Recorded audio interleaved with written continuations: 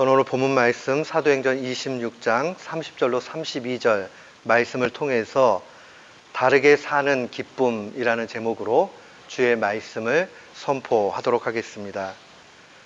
제가 한국에서 총신대학원 다닐 때에 지금은 고인이 되셨는데 정운택 교수님이라는 분이 계셨습니다. 좀 일찍 하나님의 부르심을 받은 교수님이신데 이분이 한국교회를 진단하면서 아주 정확하게 한마디로 이렇게 얘기했습니다. 한국교회는 구원파적 신앙관의 마력에 빠져 있다라는 말을 사용했습니다. 구원파적 신앙관. 이 구원파적 신앙관이라는 것은 다른 것이 아닙니다. 그냥 구원파에서 이야기할 때에 그들은 예수님께서 당신을 위해서 죽으셨다는 사실을 깨닫기만 하면 그러면 모든 구원을 받았으니 그것으로 족하다는 가르침입니다. 그게 틀린 것 같지는 않아요. 그런데 문제는 이 구원파적 신앙관에 빠져 있으면 어떤 문제가 발생을 하냐면 그냥 나는 구원받았으니까 마음대로 살아도 된다라는 자기의 삶에 대한 책임이 전혀 없게 된다는 겁니다. 진정한 회개와 결단과 또 거룩하게 되어가는 성화의 내용들이 다 빠지게 돼요. 그러면 온전하지 않지요. 근데 우리가 맞아요. 우리의 행위로 구원받는 것 아니기 때문에 예수 그리스도로 말미암아 구원받았다. 여기에 더 보탤 것이 없는 건 사실입니다. 그런데 참된 신자는 그 사실을 믿으면 그 다음에 그 구원을 누리면서 사는 일들이 필요합니다. 그 누림의 삶이라는 것은 때로는 우리에게 어려움을 주기도 합니다. 왜냐하면 말씀대로 사는 게 쉽지 않거든요. 그리고 힘들거든요. 그러나 하나님께서는 우리가 구원받았으니 그만이다 하는 것이 아니라 구원을 받았으니 곧 구원받은 것을 누리며 살라고 그렇게 말씀하십니다. 구원의 누림, 이것을 한마디로 이야기하면 세상의 원리와 다르게 사는 것을 말합니다. 세상의 원리는 무엇입니까? 야, 더 많이 놀아. 더 많이 즐거움을 추구해. 그러면 좋은 거야. 쾌락을 크게 추구하는 것이 세상의 원리입니다. 또요, 명예라는 게 있지요. 야, 높아질수록 좋아. 어떻게 하든지 성공하고 봐야 돼. 야, 억울하면 성공해라. 라고 얘기를 하는 것이 세상의 원리입니다. 그것만 그러나요? 오늘날에 있어서는 물질 만능주의가 팽배되어 있지요. 그 모든 것을 돈으로 사려고 하는 욕구 가운데 빠져 있습니다. 최근에 어떤 분이 인터넷에서 50불 주고 목사를 샀답니다. 미국 교회에서 있는 얘기입니다. 깜짝 놀랐어요. 50불 주고 그냥 서티피케이트를 하나 얻었다 하는, 요즘 세상은 그렇게 될 수 있는 아주 값싼 시절이 되었다는 것을 놓치지 말아야 됩니다. 그런데 우리가 신앙인으로 산다는 것은 예수님을 믿고 구원받았다 하는 것을 확신 가운데 사는 사람이라면 우리 가운데 이 쾌락과 명예와 물질 만능에 맞서서 세상과 다르게 살아야 하는 것을 분명히 요구받습니다. 이것을 뒤로 하고 살아간다. 그것은 가짜 믿음이 되고 맙니다. 우리는 가치 있는 삶을 살아야 됩니다.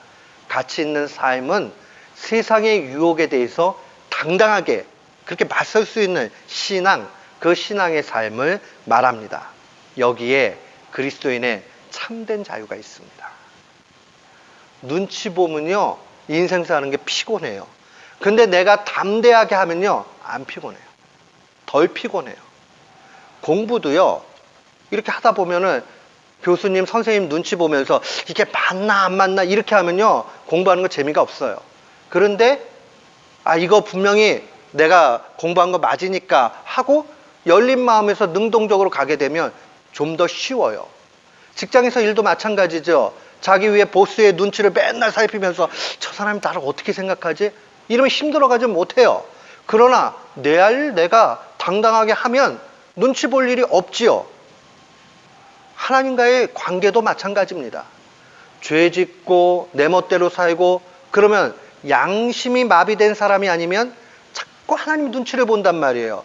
그래가지고 뭘 해야 될지 이러면서 이거 하면은 어떻게 되지? 벼락 맞나? 하면서 그렇게 살아가게 되면 신앙생활이 무거운 짐이 됩니다. 그런데 그것이 아니라 주님이 주시는 그 자유 가운데서 온전히 나아가게 되면 우리는 참 평안 가운데 신앙생활 할 수 있습니다. 처음 신앙 갖는 분들이 많은 의문점들 가운데서 이런 게 있어요. 교회 가면 하지 말라는 게 너무 많은데 나 아직도 이거 다 하고 있어가지고 힘들어요. 단순히 신앙생활을 할 때 뭘 하고 안 하고의 문제에 가면 그런 문제에 봉착을 합니다. 근데 그게 아니라 주님이 주시는 평안, 안식, 기쁨 이거 바라보게 되면 훨씬 자유로울 수 있습니다. 바울 사도가 옥중에 매여 있으면서도 기뻐할 수 있었던 것은 그리스도인의 참 자유를 그가 누리고 있었기 때문에 그러합니다. 그런 이야기하기를 갈라디아서 5장 1절에 이렇게 이야기해요. 그리스도께서 우리를 자유롭게 하려고 자유를 주셨으니 그러므로 굳건하게 서서 다시는 종의 멍에를 매지 말라고 그렇게 이야기합니다. 여기서의 종의 멍에라는 것은 바울이 다른 얘기하는 거 아니에요. 사람은요, 불안하면요, 뭔가 다른 것을 통해서 안전을 보장받으려고 하는 그런 유혹이 있습니다. 부모님은 맞벌이하고 애한테 잘 못해주면 자꾸 죄책감이 있어요. 그러면 애한테 자꾸 그냥 돈을 준단 말이에요. 그거라도 해줘야 되겠다 하는 그 부담감 때문에 그런 거죠. 그러다 보면 자칫 잘못하면 아이를 망치기도 합니다. 그런 것처럼 신앙도 그런 모습이 있어요. 내가 하나님이 이걸 기뻐할까 안 할까 이러면 자꾸 자기한테 이 멍에를 이렇게 메우게 돼요. 그러면서 그것으로 안정을 취하려고 합니다. 죄를 막 짓고 뭐 이렇게 마음대로 살면서 자기가 헌금을 많이 하면 하나님이 그거를 좀 상쇄시켜 주겠지 하는 그런 생각을 갖거나 하는 일들이 우리 가운데 분명히 있습니다. 유대인들의 문제는 거기에 있었어요. 참된 구원의 확신 이거 없으니까 자꾸 뭘로 만드냐 하면 내가 얼마만큼 경건의 모양들을 채워가느냐 하는 거에 집중을 합니다. 그들은 금식합니다. 기도합니다. 또 구제합니다. 이거 주님이 굉장히 중요하게 여기는 그러한 경건의 모습입니다. 분명히 우리 신앙생활 하면 남을 위해서 구제도 해야 되고요. 하나님 앞에 간절히 기도도 해야 되고요. 때로는 금식도 해야 됩니다. 이게 당연히 해야 되는 일들이에요.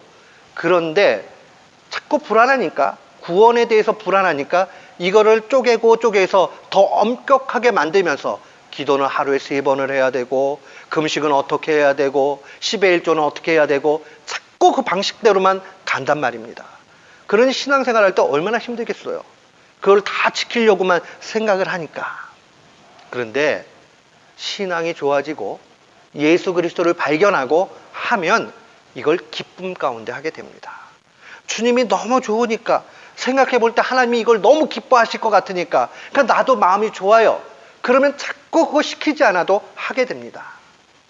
아이가 철나면 부모 마음은 헤아리지요. 그러고 나면 우리 부모님 얼마나 힘들까 하고 기쁜 마음에 설거지도 돕고 일도 돕고 공부도 열심히 하고 이래야지. 부모님한테 혼나지 않으려고 내 공부하고 일하고 돈 벌고 그러면 얼마나 힘들어요. 1세대 부모님들 얘기 들으니까 그때 엄청 고생하는데 아이들 생각하니까 저거 미래가 내 손에 달려있지 이런 그냥 소박한 마음이 있으니까 열심히 자식 때문에 산단 말이에요. 제가 아는 어떤 분은 이야기하기를 자기는 자식이 그냥 종교래요. 신앙이 없는 분인데 근데 그렇게 하면서 열심히 살아간단 말이에요. 안타까움은 있지만은 그러나 그 나름대로 중심을 가지고 그렇게 살아가니까 아무리 고된 일을 만나도 조금 더 수월하게 하면서 살아가는 것을 분명히 보게 됩니다. 지금 유대인들에게 큰 문제는 뭐냐 하면 종교적인 조항들을 만들어 놓고 자기가 신앙이 좋고 이것이 구원을 보장해 주는 것처럼 그렇게 생각하며 간다는 겁니다. 내가 율법의 조항을 지킴으로써 심리적인 안정을 누리려고 합니다. 그런데 바울의 가르침은 오늘 그것이 아닙니다. 율법 준수가 오히려 종의 멍에로 너의 신앙을 갉아먹는다라고 그렇게 이야기합니다. 자칫 잘못하면 하나님의 은혜에서 떨어진다라고 이야기하는 겁니다. 그런 의미에서 우리는 신자로 살아갈 때에 그리스도인의 참된 자유를 누려야 됩니다. 그리스도인의 참된 자유라는 것이 무엇입니까? 그것은 바로 신앙적으로 승리하는 겁니다.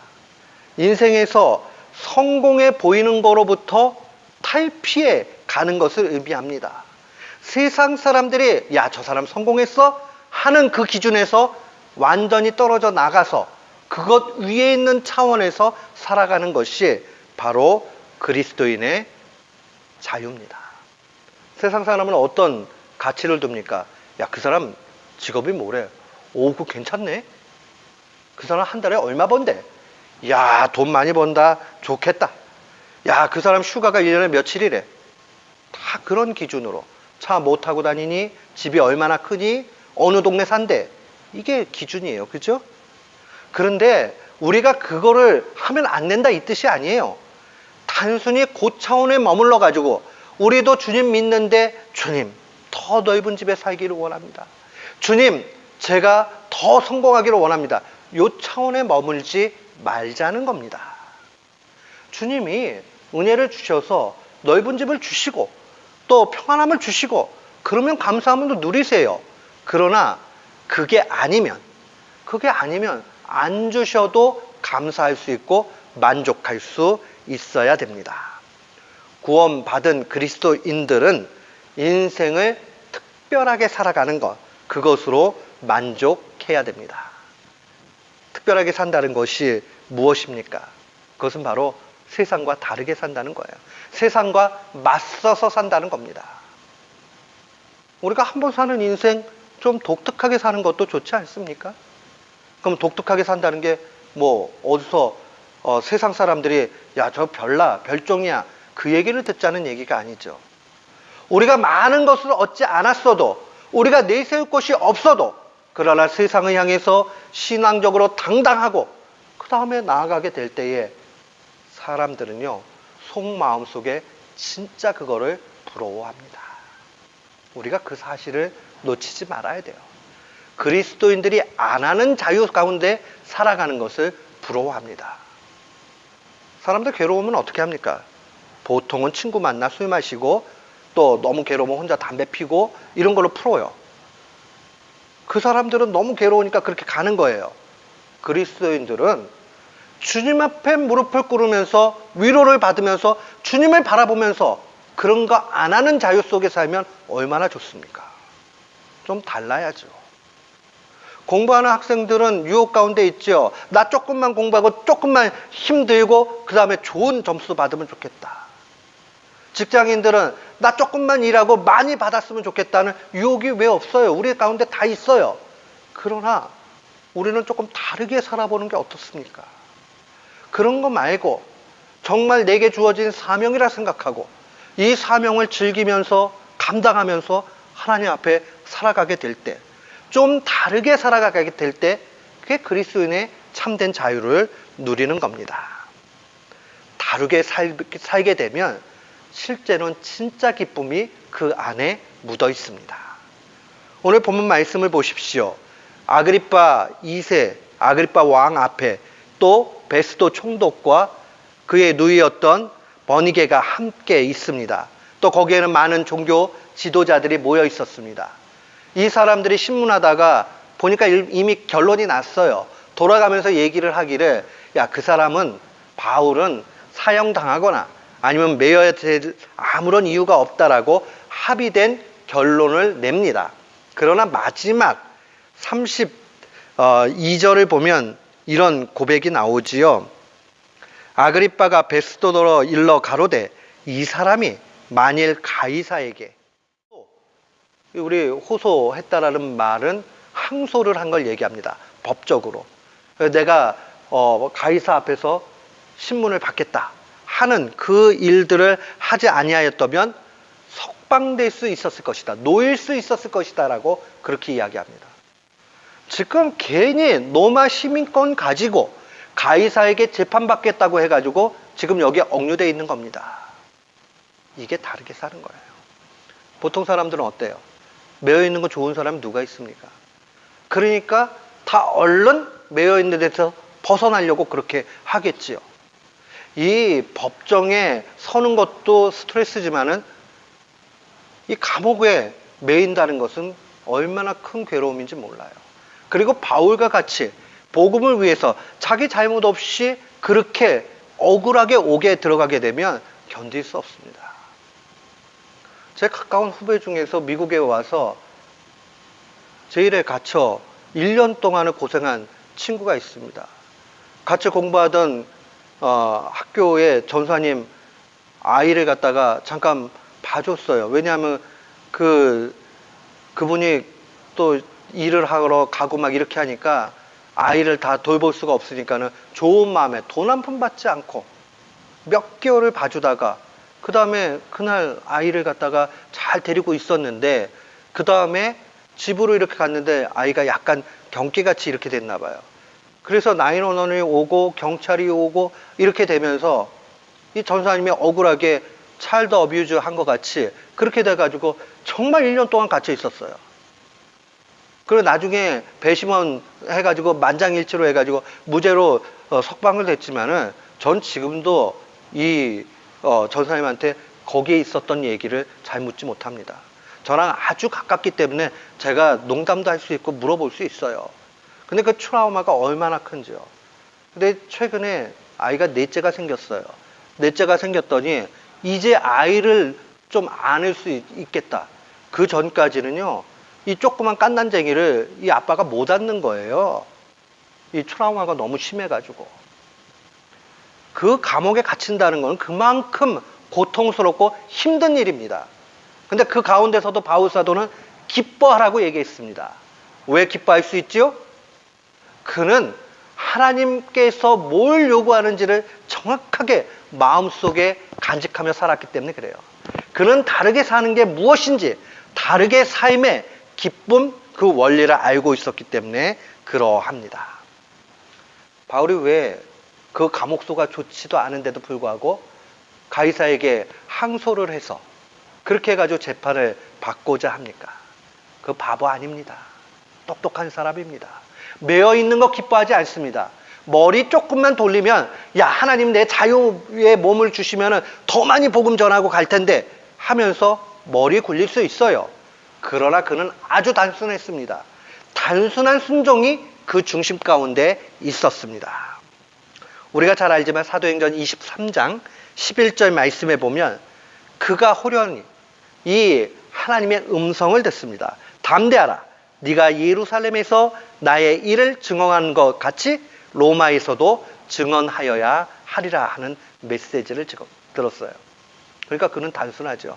아하, 하나님의 원하심은 내가 예루살렘 들어갈 때 예루살렘에서도 고난받았듯이 이제 로마에까지 가가지고 고생하고 거기서 생을 마감해야 되는 거 정해져 있구나. 그래, 그러면 내가 그래 살아야지 하고 생각하니 지금 당장에 이 옥살이 하는 거, 억울한 거, 그거 생각할 필요가 없다는 겁니다. 사랑하는 성도 여러분, 옥에 갇히는 것도 힘든데요. 그 중에서 억울하게 갇히는 거는요, 사람이 이 속병이 나고 화병이 나고 한이 맺히고 그렇게 되는 거예요. 그러나 바울사도 전혀 그렇게 생각하지 않습니다. 오히려 기뻐합니다. 왜요? 하나님의 뜻 가운데 나아가니 안 하는 자유 가운데 사는 겁니다.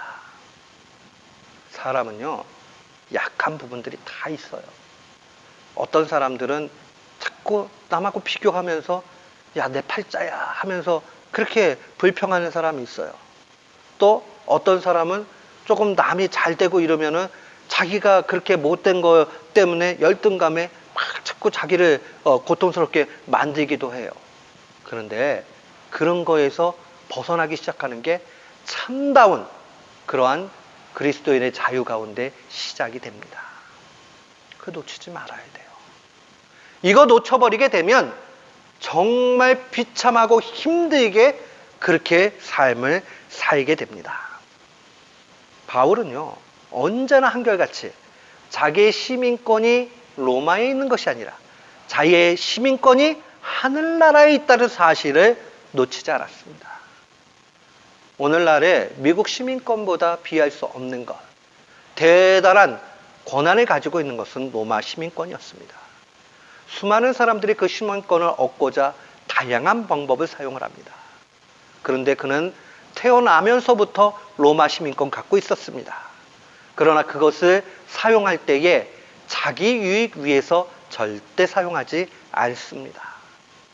남을 위해서 사용하는 거죠.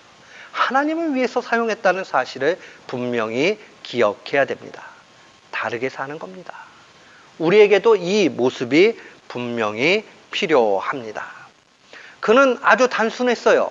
자신의 상식, 자신의 이해, 자신의 경험, 이게 앞서지 않았어요. 주님의 메시지가 제일 먼저 앞서게 되지요. 그러니까 단순해요. 주님이 그렇게 말씀하셨으니까 나 그렇게 가야지. 갈등이 없어요. 사랑하는 성도 여러분, 확신이 없고 부족할수록 생각이 깊어집니다. 근데 생각이 쓸데없이 깊어지게 되면 바둑에서 고심 끝에 악수라는 말이 있죠. 고심고심해가지고 한 점을 탁 뒀는데 진짜 두면 안 되는 데다가 둬버리면 그 판은 지고 맙니다. 인생도 그럴 수 있어요. 주님이 확실하게 주셨으면 그 주신 거에 대해서 갈등하지 말고, 물론 약간 마음이 움직일 때도 있어요. 힘들고 이거 내가 하긴 해야 되겠는데 좀 아깝다 할 때도 있긴 있어요. 그러나 끝까지 그거를 내어놓고 주님 뜻에 맞춰가지고 살아가게 될 때 그 다음에 말할 수 없는 한없는 복락이 있습니다. 우리 어떻게 하면 이렇게 좀 사는 것답게 기쁨 가운데 살 수 있겠습니까? 두 가지를 꼭 기억을 하세요. 첫 번째 기억을 해야 되는 것은 하나님의 말씀이 원하는 대로 순종하는 것이 다르게 사는 겁니다. 말씀에 순종하는 것이 다르게 사는 거예요. 말씀에 순종하는 것. 그러니까 말씀의 인도함을 받아야 되겠죠. 말씀의 인도함을 받는다는 것 굉장히 중대한 문제입니다. 지난 주간에 어느 한 분하고 잠깐 만날 일이 있었습니다. 그러다가 신앙적인 이야기를 나누다가 이분이 이혼을 결심했다가 그걸 실행하지 않고 포기를 했어요. 왜 이 형제가 그렇게 포기를 했나 얘기를 들어보니까 결론은 하나님의 말씀에 인도함을 받은 거예요. 성경의 말씀에서 이혼을 꼭 할 수 있는 경우는 배우자가 부정하거나 폭력 같은 일들을 일삼거나 하면 그렇게 할 수 있죠. 얼마든지 그런 상황들을 여분치를 열어놨어요. 근데 이분이요, 하나님의 말씀을 공부하고 깊이 공부하다가 어느 날 갑자기 가정의 헤드십, 머리됨이라고 성경 말씀은 번역을 했어요. 가정의 머리됨이 남편에게 있었다는 말씀에 완전히 마음이 흔들려 버렸어요. 그러면서 다른 같이 있던 배석한 친구에게 그런 얘기를 하더라고요. 특별한 경우 아니고 만약에 이혼을 하려고 그렇게 한다면은 이거는 당신이 버려지는 거냐 버리는 거냐 이렇게 질문을 하더라고요. 대부분 헤드십이 남자에게 있기 때문에 그럼 버리는 일이 돼버린다 라고 얘기하면서 자기 간증을 얘기하는 거예요. 자기가 그 말씀에 너무 괴로워가지고 도저히 이거 하나님 뜻이 아니구나 해가지고 포기를 했대요. 근데 저는 그 얘기가 감동적인 얘기가 아니었어요. 그 다음 얘기가 감동적인 얘기였어요. 이분이 얘기를 들으니까 이 와이프 되시는 분이 아주 감정적인 분이에요. 그래가지고는 자기가 뭘 좀 실수를 해가지고 했더니 화가 나니까 홧김에 이 직장까지 찾아와가지고 완전히 망신을 줘버린 거예요. 그러니까 이 남자가 그걸 어떻게 견디겠어요. 직장까지 와가지고 와이프가 그 망신을 줘버리니까 야 진짜 이런 여자하고는 죽었다 깨어나도 못 살겠다. 정말 그 마음이 있었는데 자기가 도저히 용서도 안 되고 그랬대요. 그런데 그 중에 하나님의 말씀이 두 번, 세 번 헤드십에 대해서 자꾸 얘기를 하니 이 사람이 그거를 어떻게 거부할 수 없어서 그래서 그냥 하나님이 원하지 않구나 하고 그냥 골치 아픈 것들을 다 내려놓고 그냥 갔대요.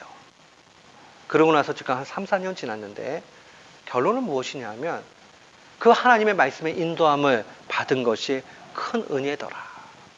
사랑하는 성도 여러분, 말씀의 인도함을 받아서 바보 같은 결정을 하는 것 같이 보여도 말씀의 인도함을 받으면 거기에 능력이 있습니다. 우리 속에 항상 하나님의 말씀의 인도함을 받아야 됩니다.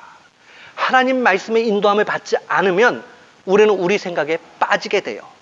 그러게 되면 허우적거리는 진흙탕에 빠지게 됩니다. 말씀의 인도함을 받을 수 있는 것. 그러면 나중에는 진짜 기쁨이 오게 됩니다. 이분이 그래서 어느 순간부터 어려움을 당하는 친구들을 만나면 자꾸 이제 상담 같이 해요. 근데 이분이 또 하나 하는 얘기가 있어요. 믿지 않는 친구들하고 자꾸 어울려서 이런 얘기 하지 말라고. 왜냐하면 100이면 100이요. 다 그러면은 기도함 없는 자기의 경험의 얘기들을 자꾸 해줘요. 근데 그게 도움이 안 되는 거예요.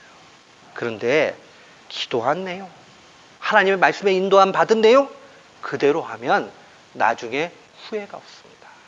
꼭 기억하세요. 말씀의 인도함을 받아서 미련해 보여도 그 말씀대로 순종하면 그게 다르게 사는 겁니다. 그 다음에 우리가 어떻게 하면 다르게 살 수 있습니까?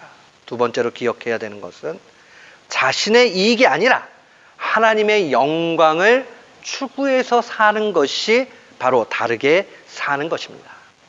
하나님의 영광을 추구해 산다는 것은 어려운 얘기가 아닙니다. 쉬운 얘기예요.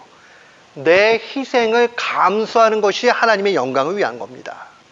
내가 포기하는 것 없고 내가 손해보는 것 없고 내가 대가 지불하는 것 없이 하나님의 영광을 돌린다?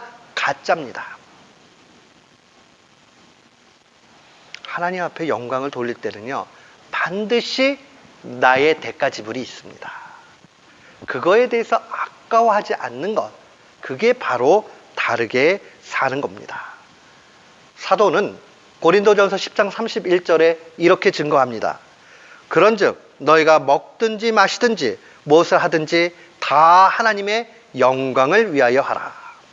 하나님의 영광을 위해서 할 때 다른 말로 뒤집어서 얘기하면 하나님의 요구에 순종하라는 것이고 그 요구에 순종하는 것이 하나님 앞에 영광 돌리는 것인데 하나님의 요구는 언제나 우리에게 희생과 대가 지불을 분명히 요구하십니다.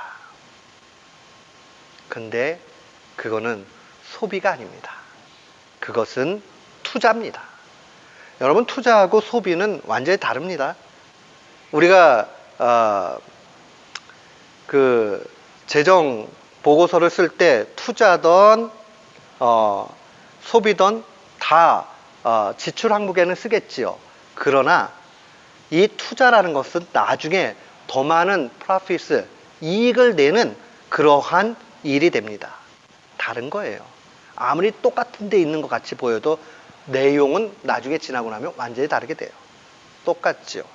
인생 가운데서도 하나님의 영광을 위해서 내가 희생 대가를 지불하면 하나님이 그거에 대해서 반드시 기억을 하십니다. 이게 신앙의 굉장한 지혜요. 여기에 은혜가 분명히 있습니다.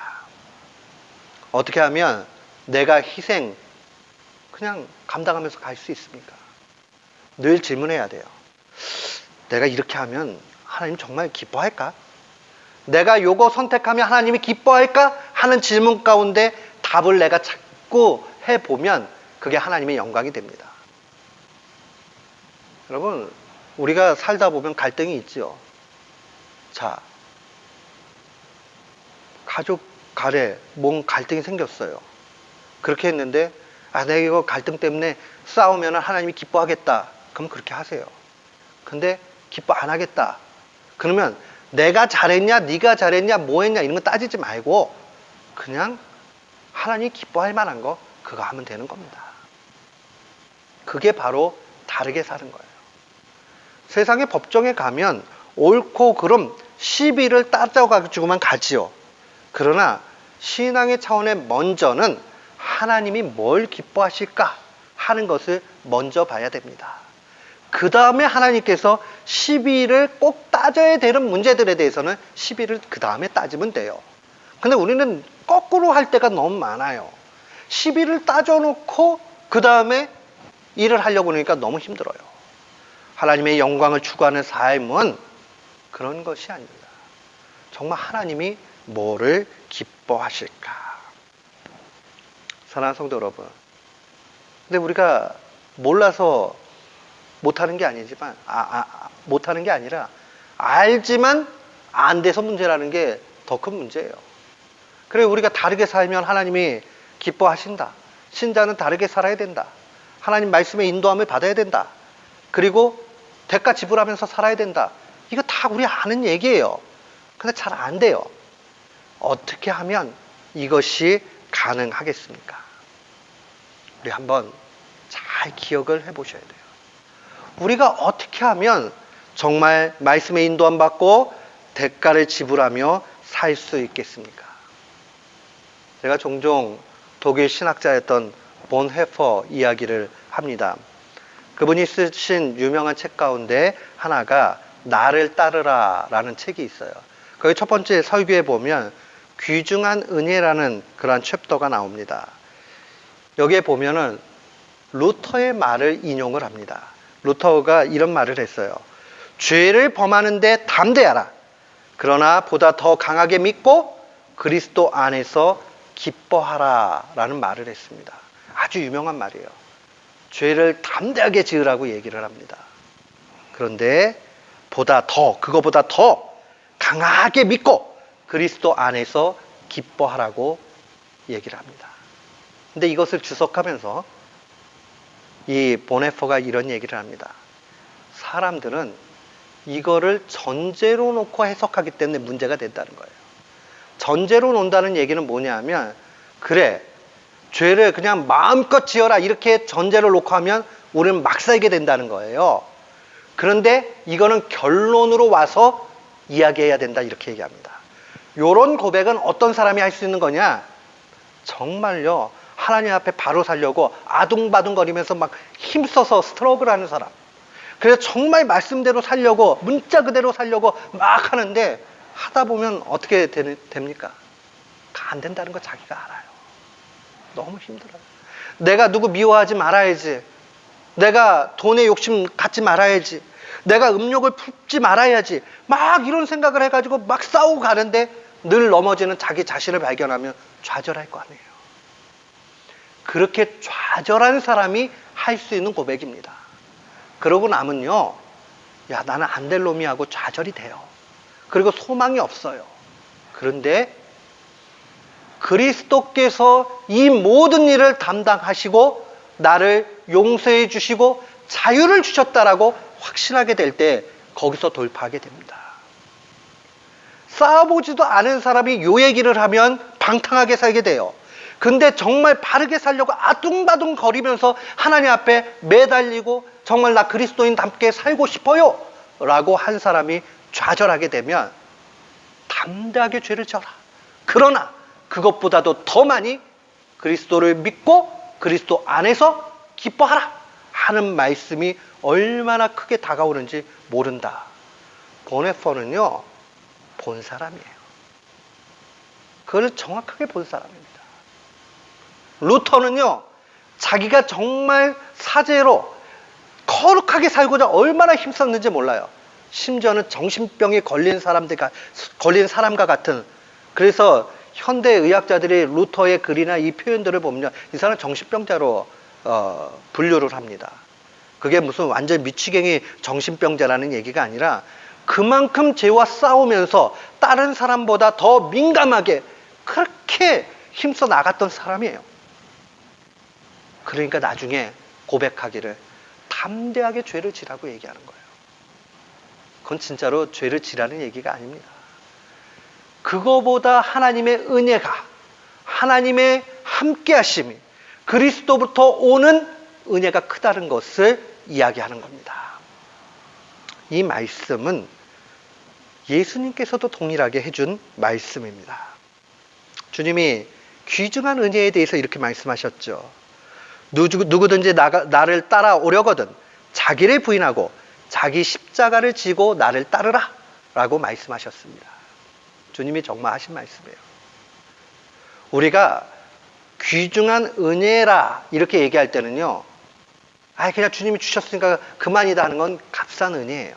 그거는. 귀중한 은혜는 우리가 그리스도인으로서 죄와 싸우며 제자의 도를 행하며 나아가는 그 일들을 통해서 그 은혜가 귀중한 은혜로 내게 오게 됩니다. 근데 그렇게 싸우면 싸울수록 오는 맨 마지막이 뭐냐면 좌절이에요.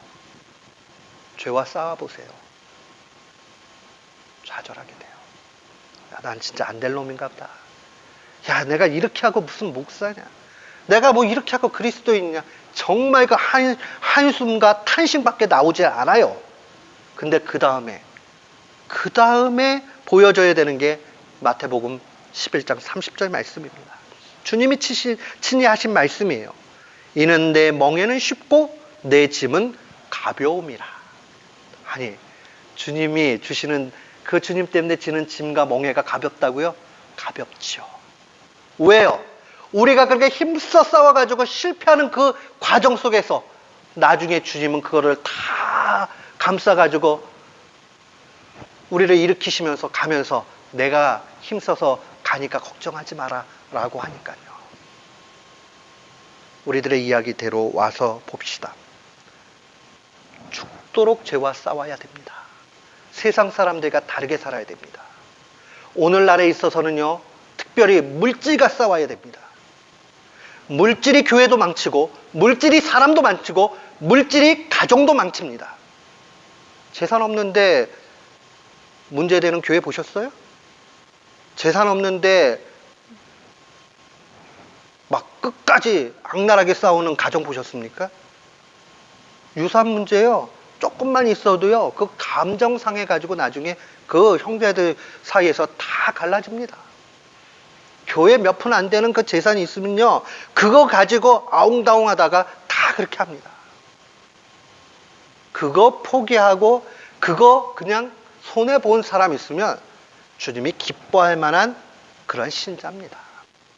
반드시 기억하셔야 돼요. 그게 세상과 다른 겁니다. 그거 붙잡고 아둥바둥 하니 결국 교회도 힘을 잃고 가정도 무너지고 개인도 추잡해집니다. 꼭 기억하셔야 돼요. 세상과 다르게 살고 나아갈 때 힘들지요. 근데 주님이 내 멍에는 가볍다라고 위로해 주십니다. 그 단계까지 가는 게 우리의 신앙이에요. 오늘 바울 사도가 명확하게 자기의 삶 가운데서 예수님의 가르침을 증명하는 거 보지 않습니까? 사도행전 우리가 계속 보는데 사도행전은 성령 충만했던 그러한 신자들의 삶의 이야기입니다. 우리도 똑같지요. 성령 충만한 가운데 죄와 힘써 나가다 보면 좌절하지만 주님이 위로 주십니다. 이러다 보면 어느 순간에 변해 있는 내 자신을 보게 되고 어느 순간에 내가 세상과 다르게 살고 있다는 것을 분명히 눈으로 보게 됩니다. 나 세상과 다르게 살아야지 하나 둘 셋 이러는 순간 우리는 절대로 세상과 다르게 살지 못합니다. 그러나 죄와 자꾸 싸우고 좌절하고 눈물을 흘리고 또 끼역끼역 일어나가지고 주님을 배반할 수 없으니 또 그 길을 그냥 가고 그러다 보면요 나중에는요 기쁨이 오게 되고 알게 돼요. 야, 세상이 줄 수 없는 기쁨이 거기에 있었구나. 그때는 뭣도 모르고 따라가고 울면서 따라가고 싫은데 따라가고 콧깨서 따라가고 그랬는데 지나고 보니까 그게 진짜 기쁨이었구나. 사랑하는 성도 여러분, 철도 일찍 나면 인생의 맛을 일찍 경험하잖아요. 신앙의 철도 마찬가지입니다. 신앙도 일찍 깨닫게 되면 이 신비를 맛보면서 가는 겁니다. 오늘 이 사실 기억하면서 다름의 영성 속에서 날마다 기뻐하는 귀한 교우들 되시기를 주님의 이름으로 축원합니다. 아멘.